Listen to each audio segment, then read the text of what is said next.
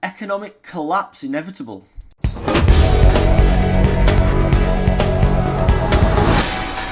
This is an interesting piece by Daniel Hannan, and he was writing for the Daily Skeptic, which is of course owned, or at least part owned, by Toby Young.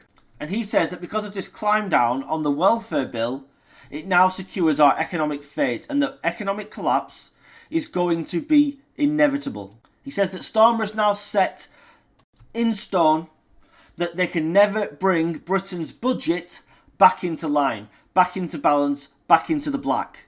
And he said it's either going to be 26 or 27, but the money is going to run out. And it already has, by the way, because we're borrowing around £20 billion a month at the moment.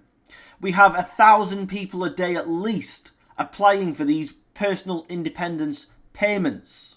Of course, part of this blame should go to the Labour backbenchers who've rebelled against Starmer and taken control of the party, wrestled it away from the actual government.